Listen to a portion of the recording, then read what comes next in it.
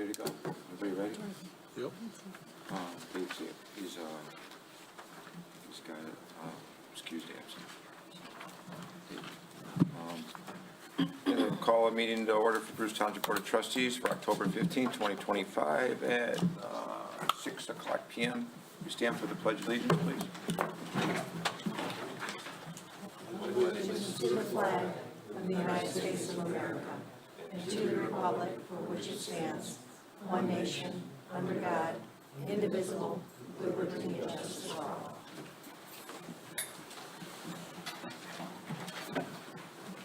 Roxanne, we did roll call, please. Supervisor Philbrook, Here. Clerk Craft, Here. Treasurer DeGiorgio, Here. Trustee Sokolich, Here. and Trustee Vincent. He's excused. Has everybody had an opportunity to take a look at the consent agenda? Is there any deletions, additions, or changes they'd like to make? I just had one question. I was looking at the checks, and I see check number 59766 for the auditors for $15,500. And I thought in my packet, when I was looking at it at home, there was another check for $9,000. I just was wanting to know if we could kind of, Donna's here, maybe she can answer that, possibly, or So we both get two Roxanne and Donna. checks? Both here. I thought we only had one. I can grab it right I guess that's my question. Was our agreement $15,000, and I was wondering why we had another $9,000 Well, for the auditors? We did have somebody come in, and did that include Heather's? I think the bill was, Heather's and an audit, but, You guys gotta speak into the mic. Move that microphone over. We had Heather come in and help when we made the transition, so that was an additional amount. So above and beyond what was approved Yes. originally for Yes. the audit as a result of having to have someone else come in to kind of Yes. take care of things? The accounting purposes. Accounting, okay. That's all. I just was wondering why there was two checks. Is Heather from the, Manor custodian. anything else? Nope. Now, motion to approve by anybody? Support? I can make a motion to approve, supported by Clerk Craft. If there's no other discussion, can we get a roll call, please? Sokolich, Yes. Craft, Yes. DeGiorgio, Yes. Philbrook. Yes. We'll move on. Right now, we'll move on to item 4, which is comments from the floor. So if anybody from the audience would like to come up to the podium and if they have something they wish to speak on, we just wish that you state your name and address and keep your comments to a maximum of 3 minutes. So, anybody? Firefighter Alfonsi? Mike Alfonsi, Local 4076. We'll give 223 East Gate Streets as the address. I'm here today just representing the local. We completed contract negotiations. The contract has been signed. And my local just wants to express their thank you. So I have a letter. I have a copy for everyone. IFF Local 47 and D6 expresses sincere gratitude for the successful negotiations of the new contract agreement. The dedication and commitment to a fair and mutually beneficial outcome are appreciated. The collaborative spirit demonstrated throughout the negotiations process, including open communication and the willingness to find solutions, help achieve this positive result. Township Board sensitivity to the financial considerations involved is particularly recognized. Chief Nakis's leadership and advocacy during this process were also greatly valued and significantly contributed to a smooth and productive negotiation. This agreement shows the strong working relationship between Bruce Township and the IFF Local 4076. The contract will benefit the firefighters, allowing them to continue providing the highest level of emergency services to Bruce Township and the Village of Romeo residents.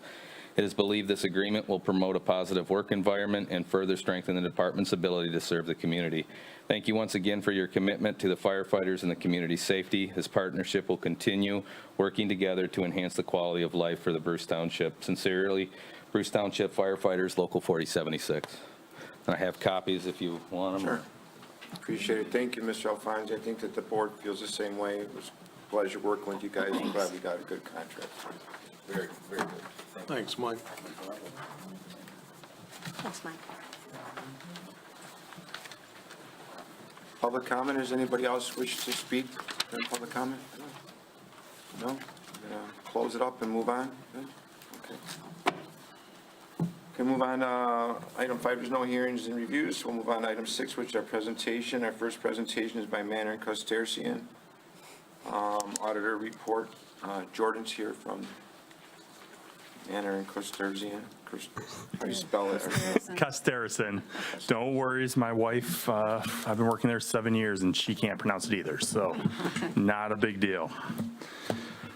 Jordan Smith, Manor Costarcian. I'm here to present the financial statements for March 31st, 2025, and the 12 months then ended.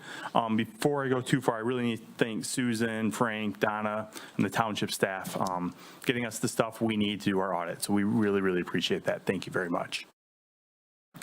Looking at page 1, you've probably heard this spiel before, but the first section of page 1 in the bound financial statements on the independent auditors report, that's the opinion. I'm not going to read this to you, but basically that states it's a clean, unmodified opinion, all in accordance with GAAP.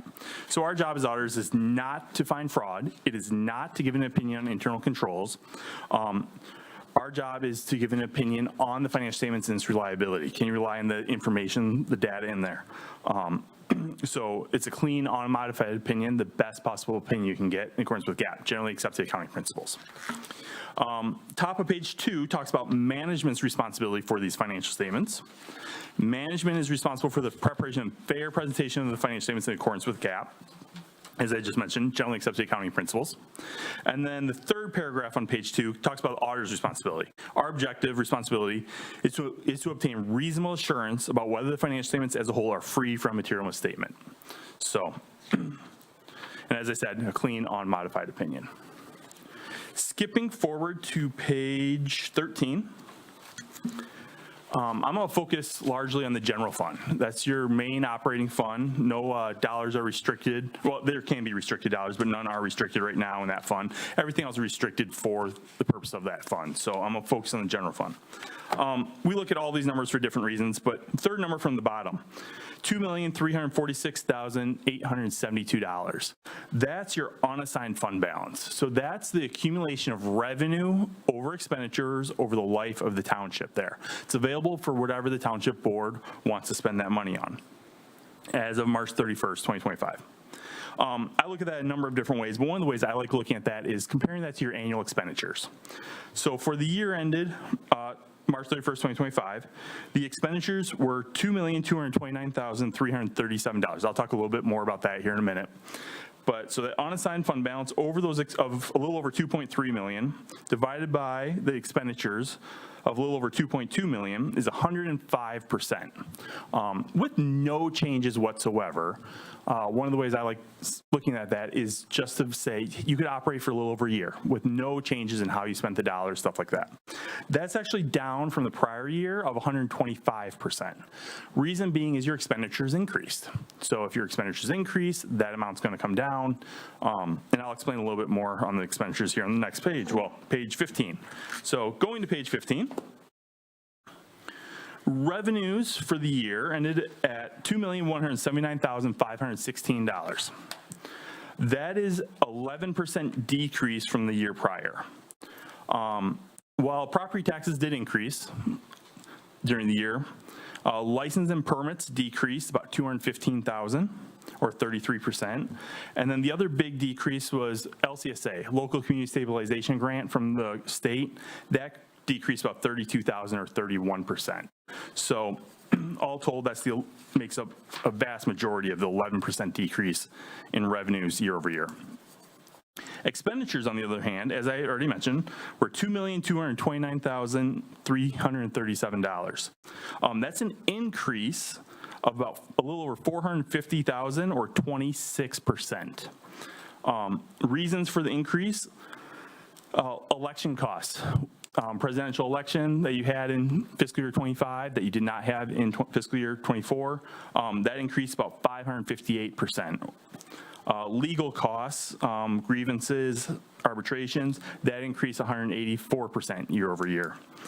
You also got a new website servers, parking lot, different road projects, 32, 33, 34 mile. So all that added to that increase of 26% year over year in your total expenditures. That being said, net change in fund balance, third number from the bottom there on page 15 in the general fund column, negative $49,821. So you used your reserves, your fund balance from prior years of just under $50,000. Compare that to the prior year of fiscal year 2024, you added a little over $598,000 to that fund balance. So if you take the 2 years together, you're still positive about $550,000 between fiscal year 24 and 25. Next, I want to skip to page 65, all the way to the back there. This is the letter on the findings that we noted as part of our audit this year. So last year we had 4, this year we have 5 findings. Number 1, starts at the bottom of page 65, is a repeat. We had some material journal entries, things we had, based on the supporting documentation, we had to note in order to make sure everything was reasonable and materially accurate. So that's what material journal entries proposed by auditors, number 1. On page 66, finishes finding number 1, and then finding number 2. The state mandates that bank reconciliations be completed within 30 days due to some transition, turnover in the accounting office, stuff like that. The bank reconciliations were not completed within 30 days.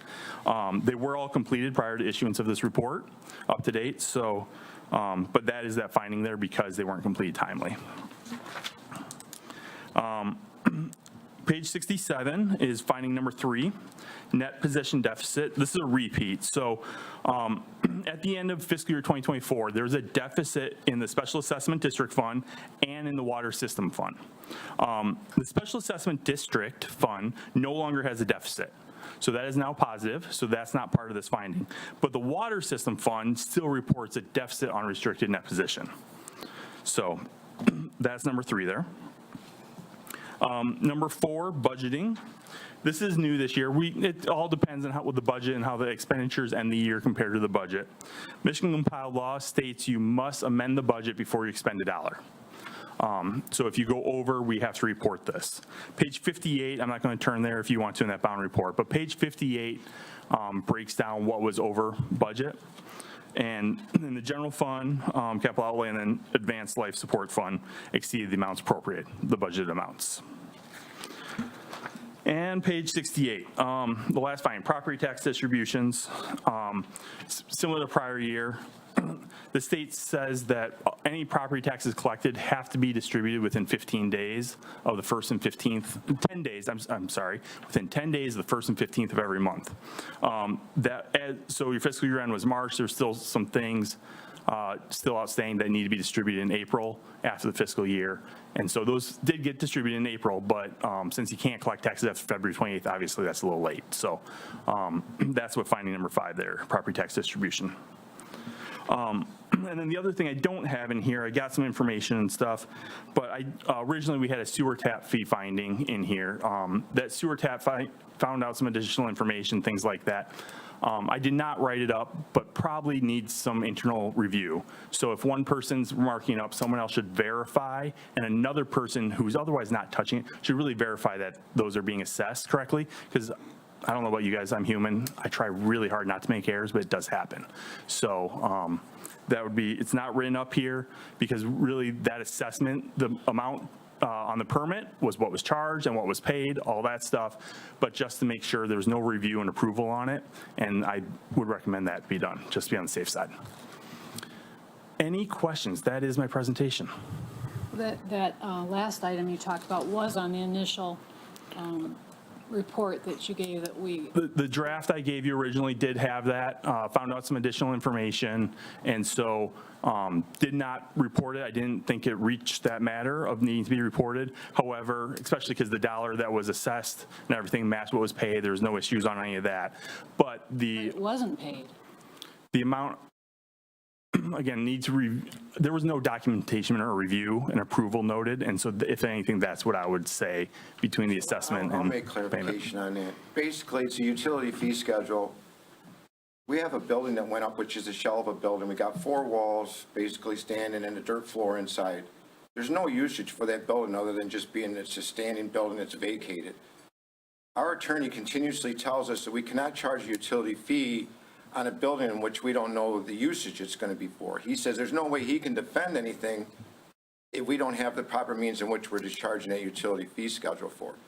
When that building gets built out, or when there's a tenant for that building, and we know the fee schedule or the usage, meaning like maybe a hair salon or a machine shop or tanning salon or whatever, then we can assess a fee schedule to that building, and we could charge that utility tap fee schedule or sewer tap fee schedule to that exact usage.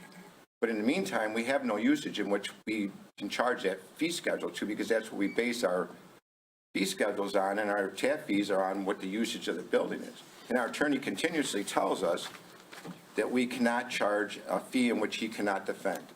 So that's why we're sitting right now currently with a vacant building. When that building is leased out and we have a usage, we will be charging that sewer tap fee. Except that's not what our ordinance directs us to do, Mike. So you tell me, because this has been You going can't on change the for rules over a year and a midstream is what half I'm now. telling You you. guys don't know what you're talking about, for one thing.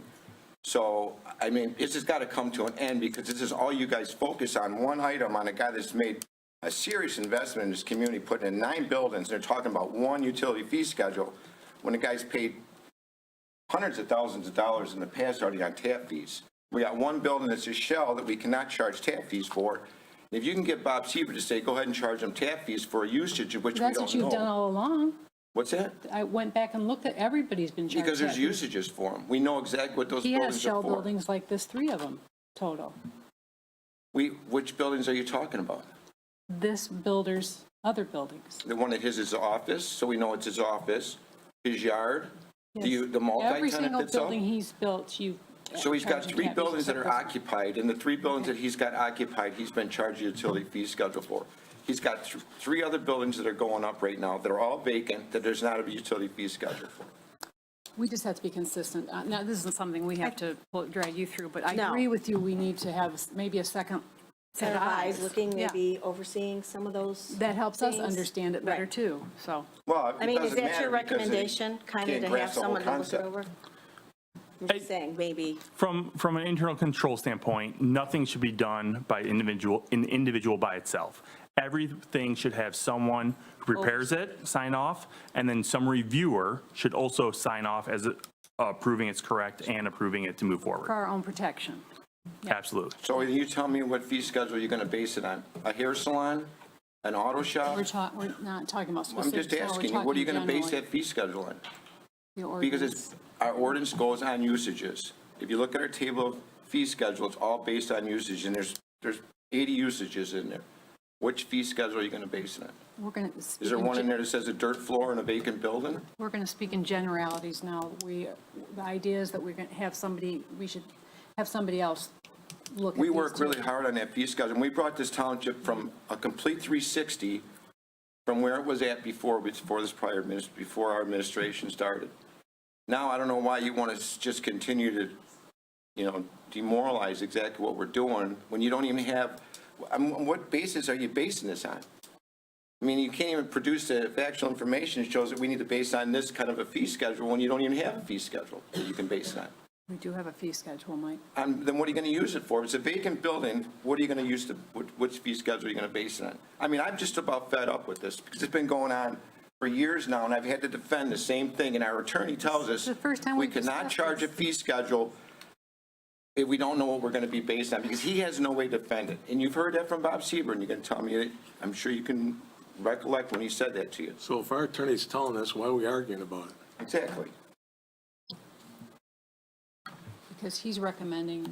You guys are making this a big point that he's got some big red flag that he thinks has been raised, but if it's explained like I'm saying, maybe things are a little bit different as far as maybe his perspective on things. We cannot charge a fee schedule for something we don't know the usage on. It's simple. If you got a better way, and if you want to go ahead and get Bob's authority, and you want to charge him for whatever, car wash, drugstore, grocery store, I don't care, flea market, but it's a vacant building. Thank you for that report. Thank you, Jordan. Were you done? That's all I had. I think, I got a quick question for you. Thanks, Steve. You can look at page 15 for me. 15, go for it. So I'm reading that correct at the bottom for ALS and fire? It should balance, increase in both. Yes, both ALS and fire had increases of, fire fund increased fund balance of about 375,000, and ALS increased fund balance of a little over 200,000. It's the first time I'm seeing it, so, because you had mentioned that something about budgeting at the end, that ALS was over. Page 58 talks about budgeting, and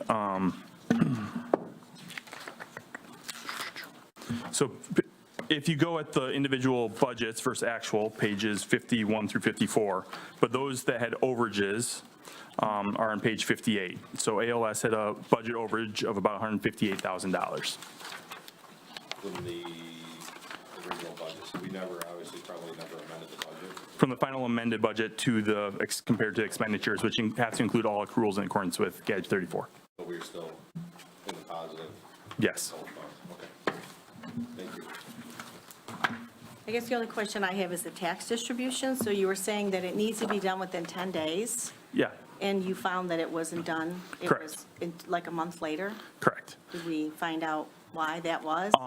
The explanation, as I remember hearing it, basically, I think there's a response in there, but the explanation was essentially shortness of staff / just wanting to make sure that everything was correct. They don't want to distribute and then distribute the money and have any issues on the backside or anything, because your final distribution is supposed to be out by by March 10th, right? And then you settle with the county. So wanting to not have to, which does happen every now and again, you pass out the money, you have to get money back from whatever, I'm making this up here, library, schools, whoever, you know, you have to get back, turn around, pay it out to who you accidentally. a lot of refunds, double Stuff like payments that. are It made for happens. people that are moving, Yep. the core logic. Yeah. So, but Michigan compiled law requires it to be done within 10 days, so when it's not, we have to report it. You have to report it.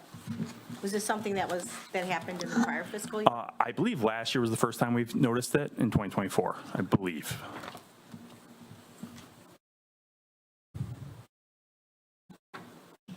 What did the 11% revenue, 11% decrease in revenue from the prior year equate to? Do you know, by any chance off the top of your head, Drew? I apologize, say that again? The 11% decrease in revenue, I think Yep. it was, do you have what that a dollar amount would equate to? Oh, $259,361 year over year. So That was pretty significant. 11%, I mean, and like I kind of mentioned, license and permits were down significantly, made up a large chunk of that, and then LCSA made up almost all the rest of it. Because license permits were down 215,000, and then the LCSA grant from the state was down about 32,000. So combined there is 247 of $259,000. You said the increase, the 26% was legal, elections. Elections, the big items, elections, legal, new website and servers, and then, you know, the parking lot and a lot of road work were the big items there, cemetery fence, things like that. And your recommendation is amend the budget first and then make the, So Michigan compiled law says in order to expend a dollar, you have to have a budget. So first you have to have the budget, and then before you go over budget, you're supposed to amend the budget as well.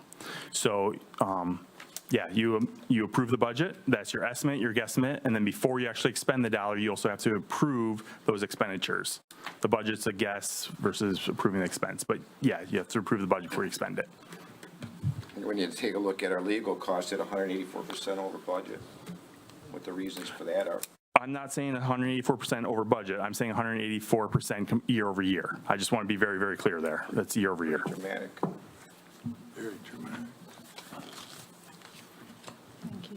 Anybody have any more questions for Jordan? thank you. Jordan, thanks for taking time, I appreciate it. You guys did a great job. It was Thank great you. working with your staff, and appreciate all the work that both Donna, Roxanne, Frank, and Susan's office all worked hard to put it together. So thank you.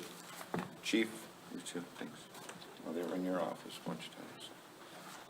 All right, we'll move on to item 6B, which is the Romeo Community Schools. We got Dr. Todd Robinson here to do a presentation. Got a movie for us. Right? Not that exciting, Mike, sorry. No, unfortunately.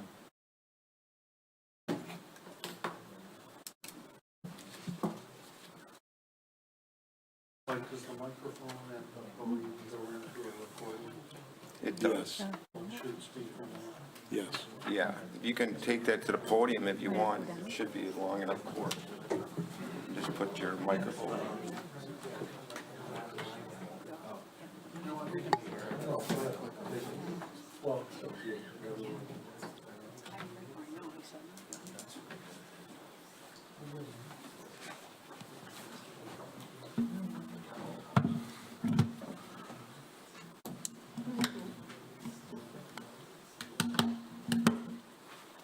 Unbelievable.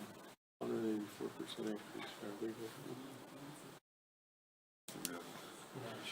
All right, good evening, Board. Thank you for giving me a couple minutes this evening. If I'm honest, your September meeting probably would have been the better time to do this, but I was out of the district, and I was grateful that Mike was able to provide me some time tonight. So I want to share some information for the board, of course, but also for portions of the township that our circle of information might not be reaching. So I appreciate the opportunity to do these kind of presentations at your meetings, because people who watch your meetings, people who attend your meetings aren't necessarily people that we have access to, other than when we mail a district newsletter, a couple times a year. So want to talk a little bit about the November 4th zero tax rate increase facilities bond. We're running our campaign under this slogan of reaching the finish together. This is really the completion of almost a decade of partnership in between the community and the school districts in regard to generating funds to support facilities in Romeo Community Schools. So I think it's appropriate to start by simply just talking a little bit about why a bond proposal. And I'm grateful that a week or so ago, the legislature actually decided to pass a budget. In context of the school aid fund, 90 days plus a few late than their July 1st deadline. But one of the things in all the conversation about the budget and potential state government shutdown and that, I think it's important that the voters know that the state of Michigan and our annual budget does not provide any funding for school facility infrastructure. There's an extensive research study that was done about 13 months ago that's speaking to the need. But at this point in time, the state of Michigan, that's just not part of the budget process. So that leaves us in a place that we need to come to the community locally to get this type of support. So since 2016, the community has supported funding for our long-range facilities plan through the 2016 and 21 bond, in addition to 2 renewals of our building and site sinking fund, and we're super grateful for that. We appreciate that, and we never want to take that for granted. In the spring of 2024, our financial advisors, gave us a heads up that there might be an opportunity. So one of the things that I think it's important for people to understand is when we developed our long-range facilities plan and we laid it out in 5 phases, we did not know when money or funding would become available. But when that happens through our financial advisors, then we make the decision through approval of the board to call these elections. So this is really the final phase, and I think what's really important to emphasize is that there's no increase to the current debt retirement tax rate. So what really does that mean? If any of our residents were to look at their summer tax bill, there's a myriad of things that are on there that you pay taxes for. And 4 of those are typically related to education. 2 of those the district doesn't have any control over. They were put in place in the 90s under Proposal A, and it's how school districts are funded in the state of Michigan. 2 of them, the school board, has approved to put out to the community for support. And that is debt retirement for these facility bonds and building and site sinking fund, which is for repair. It generates money annually, much lower amount than these bonds do. So our residents will continue to pay the same rate, but pay it for longer. And so as the existing bond debt is paid off, it creates capacity to go to the voters and approve additional money and come in, but extend the amount of time that that would be paid off. It's incremental, because we have a couple different series in each of the bonds. So this new bond, if supported, is come in incrementally. There isn't like a hard stop where this one stops and the next one starts. And I like to tell people, you think about your mortgage on your home, it's not a direct correlation, but it's close. You build equity in your home, you decide that you want to do some projects on your home, and you go and refinance and pull equity out, and you're going to make improvements or repairs to your home, and then you're going to extend the repayment on your mortgage longer. So with our debt retirement, that's essentially what this is. Maybe most importantly is perspective in terms of the county and the 21 school districts in Macomb County. Currently, the debt retirement rate for Romeo schools is 3.85 mils. That's the third lowest in Macomb County. That will stay the same, and it's been that way for a long time. So when we talk about a zero tax rate increase, 3.85 mils stays the same, but it stays in place for longer if the bond is supported. And when I talk about us being the third lowest in the county, the two districts lower than us are 3.5 mils. And if we jumped in my car and drove around and looked at some of their facilities, especially going in them, you'd realize that our facilities, because of the support over the last decade, are in a much better place. And I think that simply just starts with our new high school. That's very visible out there on M53. So I think this shares that we're good stewards of the taxpayers' dollars. We've done a lot. We haven't been over exorbitant, and this rate has stayed the same, and we're still the third lowest in the county. So what's on the ballot? This is a $62 million facilities bond. That seems like an astronomical amount of money.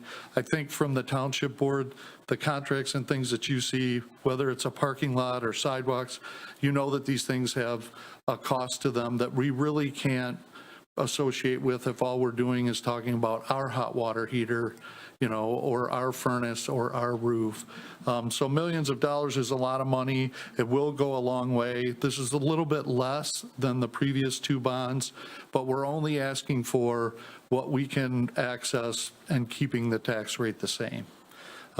Zero tax rate increase, 4 key project areas: infrastructure improvements, safety and security enhancements, learning environment updates, arts, athletics, and play areas.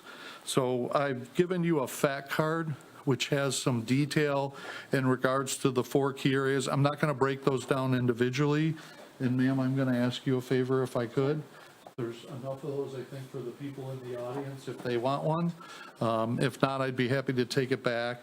The fact card will give you some detail on the 4 key areas, in addition to a lot of information on our website. We identified the projects through a collaborative process, really over 15-month period. The heart of it is a comprehensive facilities assessment that we updated in 2025. That would be the third update since the 2016 bond. And that tells us the infrastructure that's coming to end of life and that we should consider replacing it prior to failure. That would impact, of course, the operation of schools. We also gathered some community feedback last spring. We work heavily with our construction management company and architect because they do this work in multiple school districts. So we can learn, things that have done projects, materials, contractors that have been successful, and their advisement is always super valuable in the process. I think ultimately, in my terminology, this bond reflects a combination of required updates and some desired upgrades. So there's a portion of this bond that is unique that did not exist in 2021 or 2026, and that is what we refer to as our deferred projects. So as we got to the midpoint of the 2021 bond, it was clear that the dollars were not going to go as far as intended because of escalation. Escalation in material costs, escalation in labor costs, some some things that we just had no ability to predict in July of 2021 where things would be at. And I think we see that in our everyday life in a variety of ways. So things were more expensive, and we wanted to be good stewards of the process and the dollars that we had. So we began to put together a plan to say, when we know we don't have enough money, what projects are we going to set aside to a future funding source? We did not know in 2023, when the board approved an updated construction timeline and deferred or set these projects aside, when the funding would be available.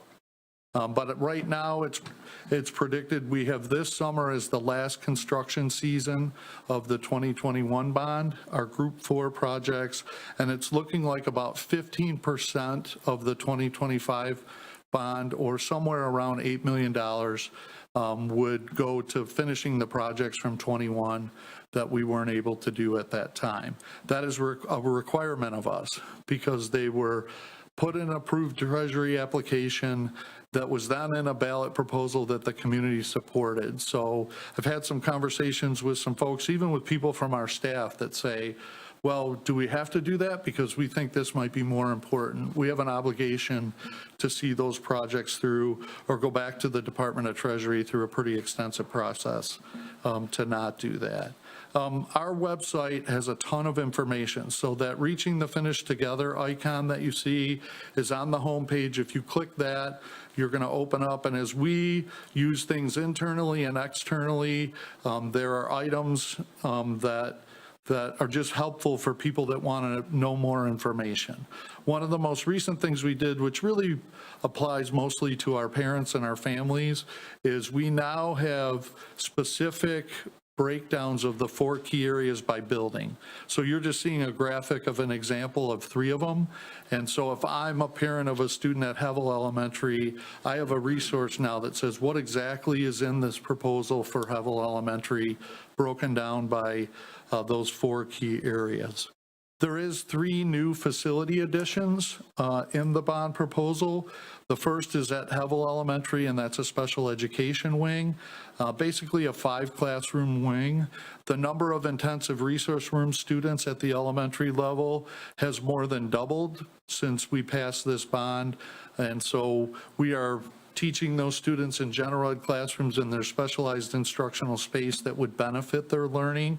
Students from all 5 of our elementaries with that level of a need go to Hevel, and we believe it's pertinent to finally build that specialized wing and allow those students to move in there, and plans to repurpose the space that they're currently using for teaching and learning. Washington is a cafeteria.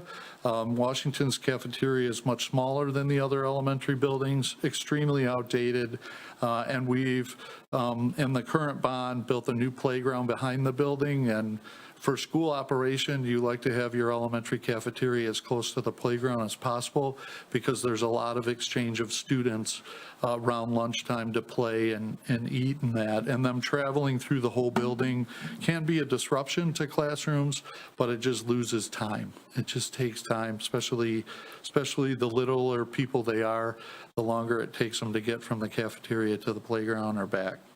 And then finally, Romeo High School, a new classroom wing there. When the new high school was built in 2016, they had to make a decision in the design based on the funds available. And there was significant work that needed to be done to the old high school to be our one middle school. We had secured entries that went in at our 5 elementary buildings in Croswell, in addition to those secondary schools. So there was only so much money available to dedicate to the new building, and the funding equates to square footage, and some square footage costs more than others. And so we knew at that time that if the community grew, if the Academy's model was successful, the building would likely get to the point where we would need to consider adding on.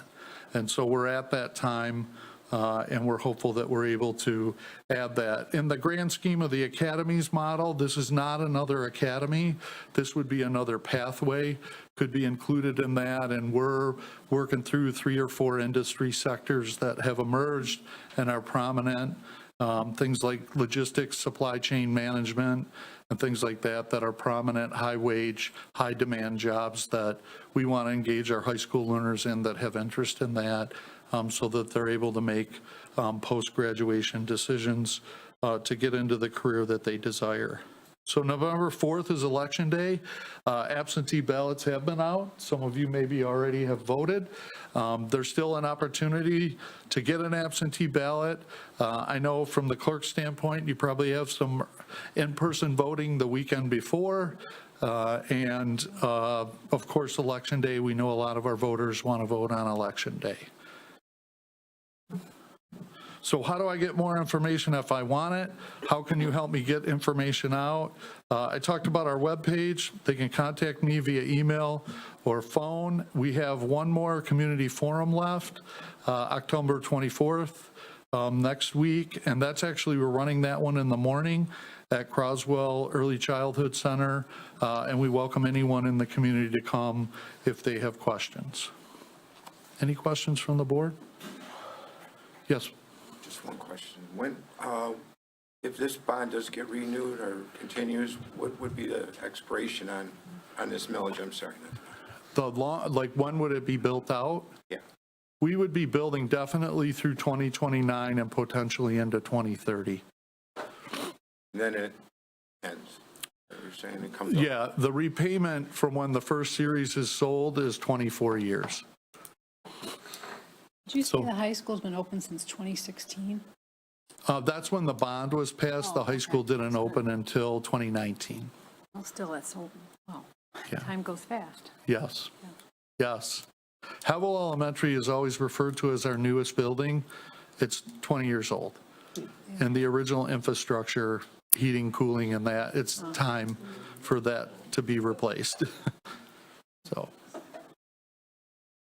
Any other Anybody have questions? a question for Dr. Robinson at all? Now's the opportunity. All right. I know you have to be at the high school at 7. Yes, got some high school parents for the same No show. speeding. The trooper back there is going to keep an eye on you. Thanks for coming out, Dr. Robinson. Appreciate it. Good luck. Thank you. Thanks for all you do. Projector. Feel that power. Oh, yeah.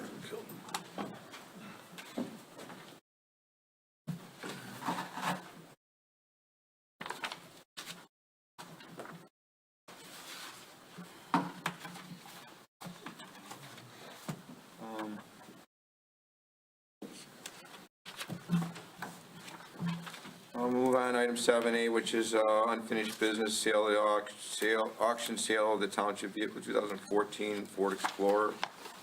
It's been 2 times to the auction, and we put a reserve on it of $5,000. Went the first time October 4th for $2,100. October 11th, it brought $3,450. I think we need to lower our reserve. There's an electrical problem with the car right now currently, and I think that if we don't lower our reserve, we're going to end up getting the car back and probably end up getting it to more cost than what we'd want to really spend on it. Did you put it out in front of the fire station too? I don't know if it's kind of beyond that point. It's already down on 13 in Utica Road at Motor City Auto Auction. They put it out on front lot for $49.9 on top of running into the auction. We're not getting. There's a problem with the electrical where the dash just cuts out on it. Actually, everything shuts off, then it comes on. It's got some kind of electrical short in it right now. Electrical problems on these new cars are kind of a little bit harder to come by. She just asked that because when we talked I about it think first. originally we said we were Yeah. going to put it out in front of Station 2. I was just wondering if we had I any luck thought- with that. He just took it right to auction. We took it right to auction. But I made a motion to move the reserve to minimum of 3,000. So we might well move the car and get our money in. Support by DeGiorgio. Is there any other discussion? Now, can we get a roll call, please, Rex? Sockowitz, Yes. Silver, Yes. Kraft, Yes. DeGiorgio. Motion carries. Move on item 8A, which is under new business, Tennessee Industrial Electronics Incorporated, our IFT request. Is it Don? Yes. Yep, Don's here. Susan, you got this one. Yeah. Welcome, gentlemen. Did you fly in today? Are you from Tennessee or just? Yes. No, actually local. We have 2 facilities here, one in Clinton Township and Elmont, so So you're in front of us, obviously, for industrial facilitation tax exemption abatement. Susan, you've been working with them on this, so you might as well. Well, so we have the application in your packet. You may just want to give us a feel of what you have in mind, and Sorry, I can't hear you. you may just want to explain to us what you have in mind. You're going to be out here at one of Cordy's buildings? Correct. That's your, yeah. Correct. Okay. Currently, we have one, like I said, in Clinton Township and Elmont, and we're looking to go to one big building because we're outgrowing the 2 buildings we have. So the idea is to go to Court Street there. We are a robot repair facility. We repair, we sell new, and we do electronics. Our main building is in Tennessee. So this is 2 additional ones that the company has purchased, and we're looking to join both of those into Bruce Township. We're looking for a growth in this year coming up about 15%.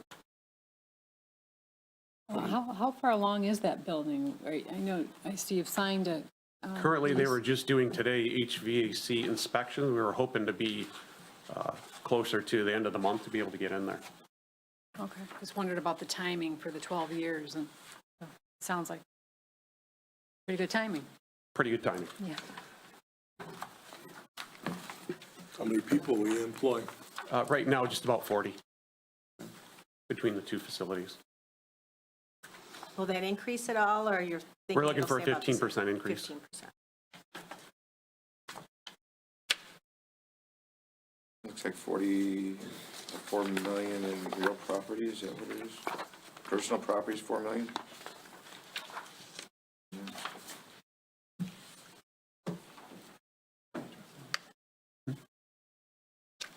Susan, is this something that you run by the assessing department to see what taxes Yeah, I you send have a sent it send a over letter to Mitch? and he sees the whole, yeah. Did he And have the any attorney, of comments course, or? No.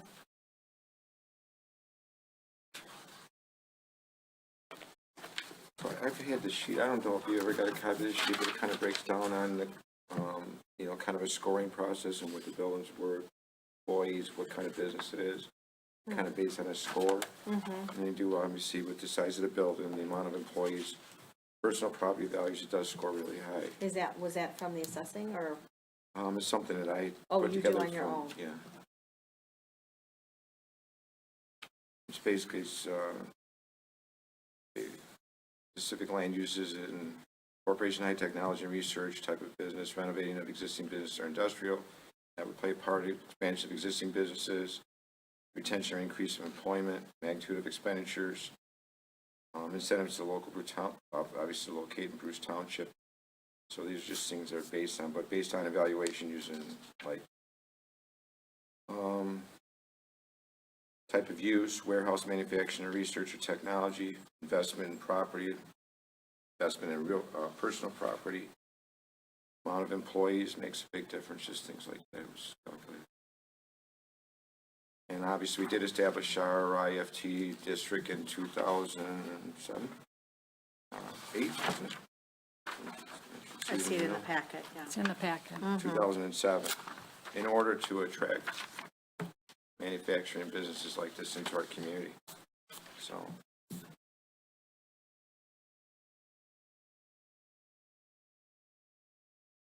Anything else? The motion? I'll make a motion to adopt the Tennessee Industrial Electronics LLC IFT Resolution 25-3 as presented. I support. If there's no other discussion, can we get a roll call, Roxanne, please? Kraft, Yes. DeGiorgio, Yes. Sokolich. Yes. Silver. Yes. Now, does the abatement got to be done separately? Or is it the same? I'll send all this out probably tomorrow or Monday at the latest, so. Okay. But this abatement agreement, it's part of the We just resolution? had to do the resolution. so Okay. it's all- We're good. Perfect. Gentlemen, thank you. Thank you. Thank you. Good luck. Enjoy the rest of your night.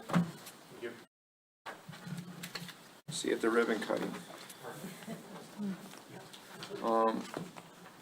Item 8B, which is our general office clerk's 2 new hire. Susan? Yep, you have the resume, Carrie Lehman. I'm really excited about this resume because she has election experience. She's worked in, you can see, Oakland Township, and she even has some building department experience, so. I make a motion to hire the general office clerk 2 with conditions that treasury duties are added to the job description.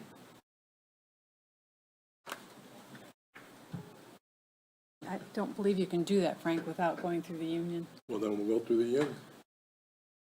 We have a right to manage. You need to put this into perspective. I know your peanut gallery's over there laughing, but Frank, I have lovely have- ladies from we the have- election workers here. we have Wow. every department in this building, not counting the elected reps, has 1.5 to 2 people working in each department. The treasurer's office is the only department that has 1 person on it. We need help. Frank, you have automated everything. Yeah. Everything's right. automated. Bob doesn't And come it's in until still- 9:15. And he stays till 6.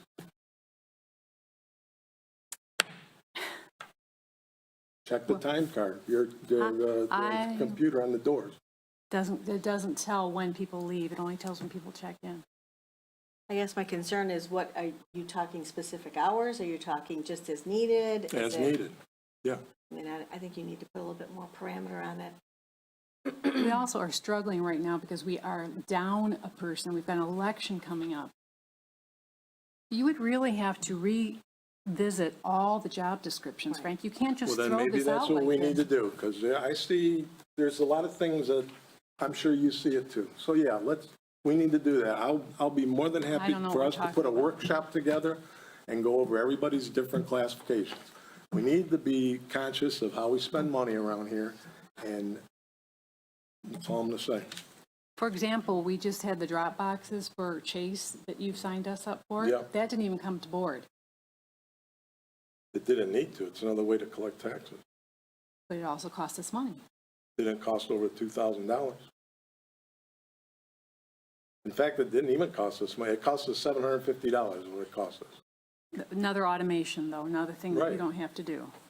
No, there's still Okay. things that need to be done electronically. There's still. I don't mind having a discussion, but you just can't throw Okay. that out like this. So I'll make a motion to approve Carrie Lehman for the position of General Office We already- Clerk 2, effective October 16th, 2025. We already have a motion on the thing. Oh, sorry.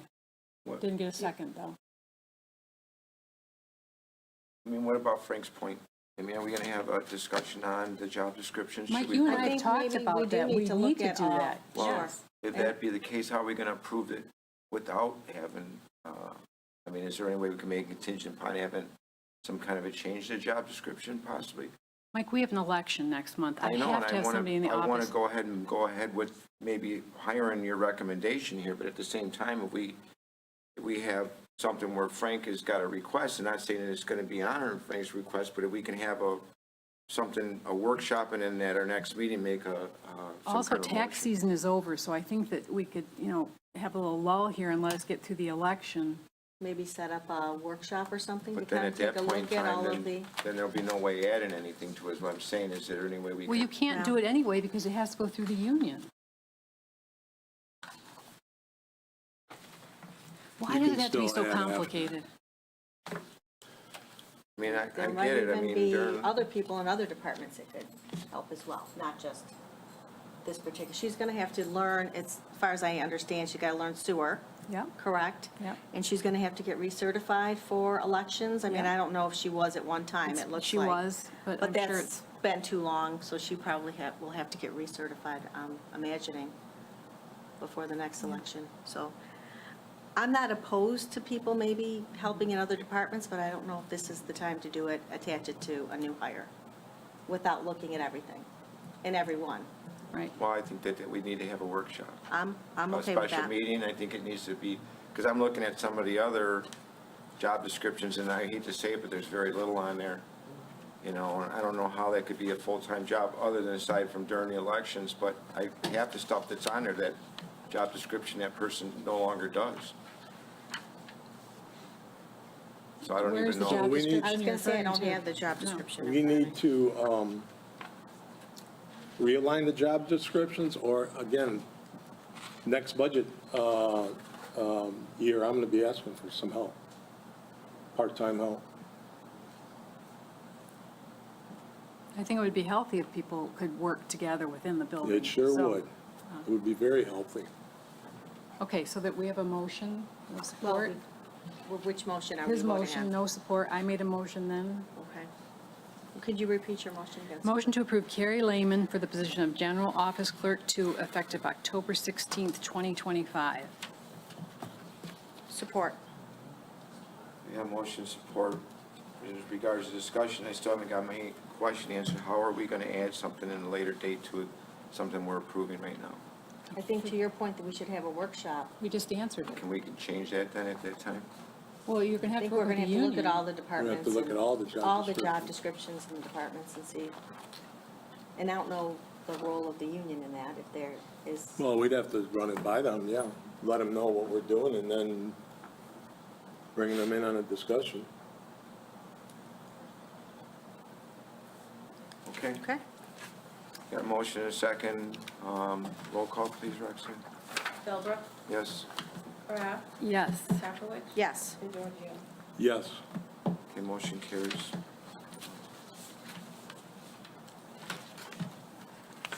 We'll move on to item 8C, which is our elections.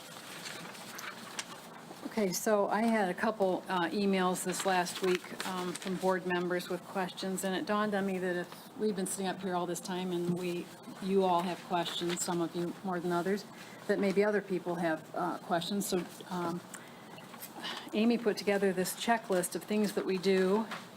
It is not a boilerplate list like Vincent suggests. This is something that she specifically put together that we do. And it doesn't even include all the early voting, and this is relatively small elections, so it doesn't include everything, but it just kind of gives you an idea of what happens when we're working on elections. And I have some ladies in the audience here who've helped over the years with elections. They're inspectors, so if anybody has questions, they can probably add to the conversation. David had some questions. I have his emails if anybody wants to look at those. They're a little bit caustic in nature, but he apparently doesn't understand how the process goes, so that is also why I put this together. We have talked about overtime hours and what's needed for those.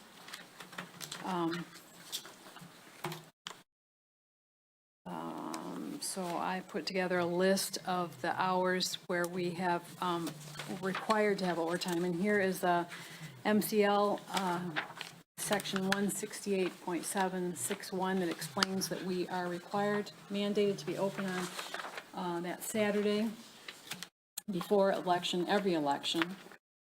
So that is one of the days we'll need overtime.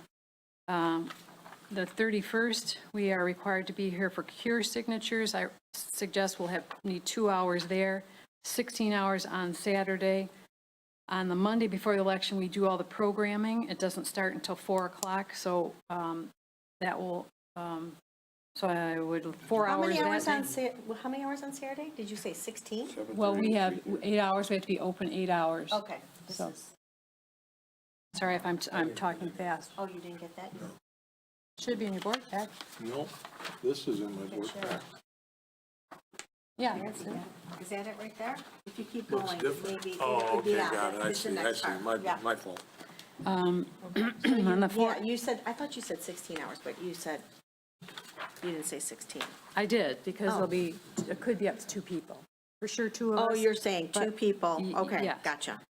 Then on the 11/3 is the programming after 4 PM, so 4 hours there. And I rounded this up, so Election Day is a 17-hour day, but 9 of those hours are included for people who work on staff or not included in overtime. And then we have the receiving board that evening. And ladies will attest to how the day can go very differently each time. We could have 10 people in line at the close of polls, and they still have to process them. They get their work done at the precinct, then they have to bring everything back here, and we have a receiving board. And it varies for every election. I know that Amy put in for 1 hour for the move ballot. What day was that on? I don't really see that as part of this, but Is that Friday or That was- Saturday? No, I it didn't was a include it. Friday? Okay, it was already, that already happened. Yes, I didn't include It was that, 1 no. hour, because I know I'm supposed to notify the board when there's any So, overtime. It used to be that I would just have overtime, but the union contract requires me now to go to the board if I know ahead of time, or the supervisor Are you after. talking to us or to No, your I'm explaining, friends? I'm explaining it to the election workers, who are my friends. Thank you for being here. The concern that we have at the board level is the amount of overtime, that it has been abused. And I've talked with our other supervisors, not for you guys. No, it's a We have one- 15-hour day. I'm not going to get into an argument with you guys because you're not a part. This is a business meeting between our board right now. You guys can send me an email. I'll be more than happy to come in with you. You can call me on the phone, whatever you want. Chew me out however you want. We have a lot of overtime that was given up in the past, and we need to have to be held accountable for the overtime that's given. I talked to the other municipalities, I had a supervisors meeting on Tuesday, and I looked at them, it's like, how much overtime are you guys giving during your election? They all looked at me like I was stupid. It's like, what do you mean overtime for the election? Very minimal is what they're saying, if any at all. Well, they all So why does have our overtime. township need to utilize so much Well, overtime I in mean, order I to? don't want to call Teresa out, but you checked the last time you looked over the overtime. Did you find it to be anything other than what was necessary? From what I could see, it was. I mean, it was all accounted for with a good explanation. I mean, I don't work here for me to actually watch what they're doing, but from what was on there in the explanation, it was all acceptable to me. And you worked it before, so you know. Well, I can speak to that part, but, you know. But how much I haven't been overtime have you And I'm guys being saying a this deputy is- clerk in the past? I mean, now we're here now. Well, you had some on Saturday, you had some on election day for sure. So, Overtime? yeah. How much? A couple hours here and there? Well, you have to get to 40, so we work a 35-hour week, so 5 hours of that, just like Right. it is now, is not overtime. So the question is. But anything over 40 is time and a half. Yes, you had some. But things have changed also too, Mike. I know they have early voting now, which they didn't have when I was doing elections, so I think that's caused And this extra isn't for time. just one person. All we need to know is about any idea how much overtime you're talking Well, I about. think so that we Susan get kind of it. laid it out Just here. said, yeah. I mean, This we got that particular one time, there was a election- check for $5,200 that went out to the deputy clerk for one week's pay. $5,200 for one check. Mike, that was her pay, and you can't just arbitrarily bring up a number and throw it out there. It's not a have number, it's backup. factual information. It I is can bring not. up that I mean, I wasn't documentation. here. 5,200, I'd love to get a check for $5,200. We need an idea. Dave Vincent did write some questions. Yes, the questions don't make sense. For one, he says, is there a reason election workers are not used to staff polling locations for early voting? They are. Okay, that's. So Will there be early voting? Because I think No. Mr. Robinson said there'll be. but no, he was Saturday. talking about the Saturday before, Okay, I'm pretty all sure. right, okay. So no early voting, so you Well, won't no. have anybody down in Washington doing any Correct. kind of additional. Correct. In this election, we'll be paid by Romeo schools. We'll get reimbursed Yeah. for any overtime? For everything. For everything? Yes. Okay. So, And a lot of these tasks that you have listed here, he's asking which tasks can be completed during normal business hours and which ones A are. lot of them can be, and that's what we do. Nobody wants to be here after hours, But Mike. do you have any idea how much overtime you're looking at? I mean. Yes, I just I said don't wanna 60 see a- hours. I'd like to make a motion How to much? approve 60 hours, up to 60 hours. So what does that equate to, a dollar amount? How can you do 60 hours overtime? How much of this is your responsibility, not the deputy Mike- clerk's responsibility? Well, the deputy clerk does have a job description, and I can't, the union would not, I'm sure, want me to take away her responsibilities. We have to have a Democrat and Republican on hand most of the time. And not one person can be in this building alone on those 8 hours that Where Saturday. does it say that? I'm saying practically, and for security reasons. Yeah, but you're talking about 60 hours overtime. What does that equate to, a dollar? I have no idea because it's different people. And also, well, first of all, they have to reach their 40 hours for it to be overtime. Well, it sounds like to me you've already calculated the 40 hours. Well, plus I'm the trying 60. to cover this because I'm not going to have people work and then you tell them they can't get paid. No, I'm not saying that because I think everybody should get paid for they've worked, obviously. But if there's a way of You know, why, how does everybody else, how do the other municipalities do it? I just don't understand. Well, Why are I we don't, looking at 60 hours when they have all minimum overtime? I would like to see numbers because I don't believe that. You know the other clerks, you can, Yes, and we all talk about overtime and how hard everybody works. Mike, I'm not we should saying all be nobody coming works hard. Don't put together words in my for mouth, because I know elections. these They're too ladies here work important. really hard. They have long days, and I don't even think we feed them like that we used to. We want to pay all this overtime, but I don't think is there lunches, is there breaks for you guys? Has that all been taken away from you, but we're paying 60 hours overtime? That's just not the one. Right, it's Well, not, it's it's 3 people. primarily for one person. It's 3 people, and, yeah. These are your taxpayer dollars that you're looking at too. But if they're well worth it, if they work hard and they do a good job, they should get paid. Well, she's got I don't know what you're saying, if they work hard. Yes, our elections run so smoothly. Well, I think, Susan, you're saying 60, but you're not planning on using the entire 60. Absolutely not. You're asking for that just so that you don't have to come back to the board. Exactly. I mean, election night, you're going to have, like you said, you work 9 straight because you're here. And there might be, what, Right. how many more, hours after that? Well, once Maybe we get the another receiving 6, board, possibly. yeah, easy. And you have to have at least 2 other people. Right. Right, And we this aren't paying particular for it, election is so- being paid by Romeo Schools, is what I said. Any overtime that is charged is getting charged to Romeo Schools. That's true. So,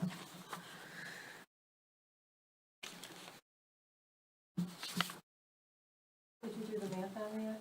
I'm If you trying to did do 60 hours times, even if it was $25 an hour. 25 times overtime, time and a half is $37 an hour times 60, So you're at $22.50. 2,200. yeah, so we shouldn't be seeing a check for 5,000. So you're not talking that much, Right. and the point being, what Dorothy said, it's all being billed to the school.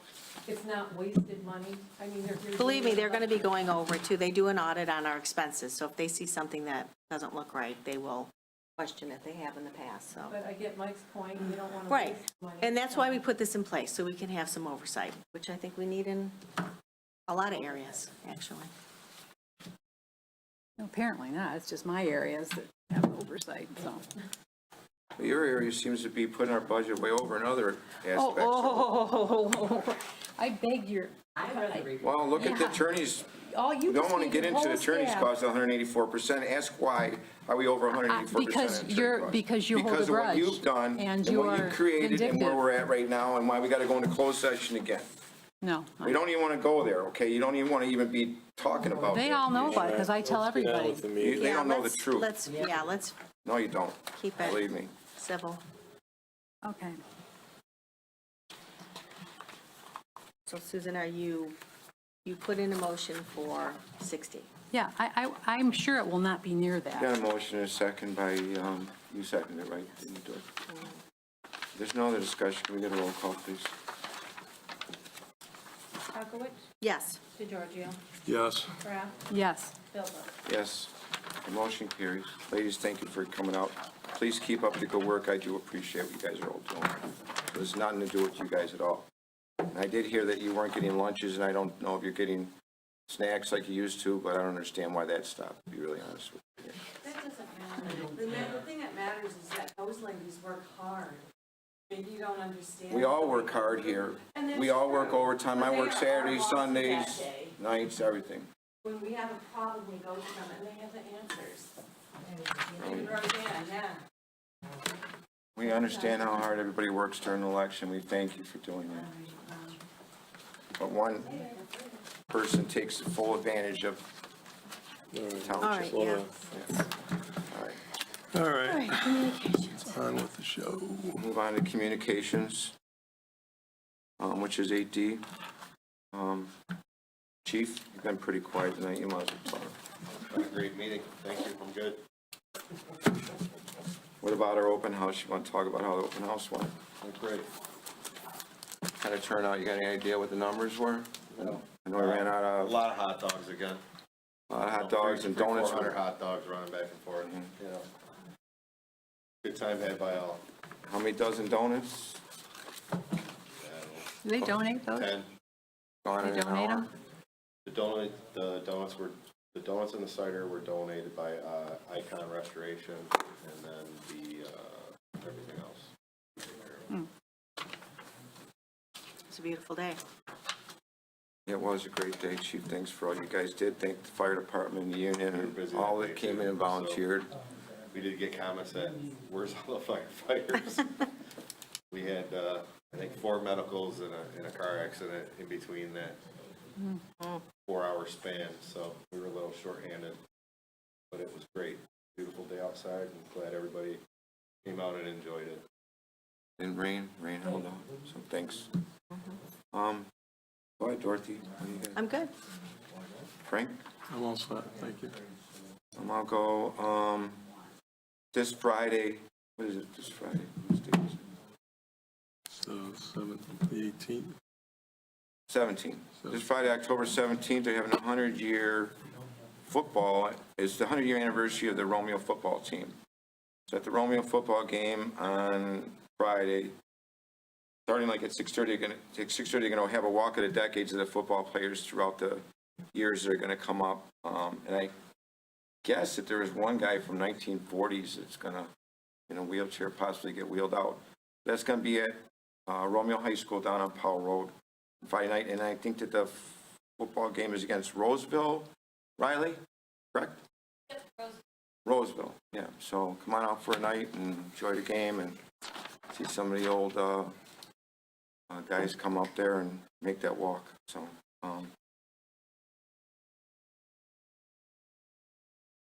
got trick or treat in the Village of Romeo on October 25th, which is a Saturday, from 11 to 1.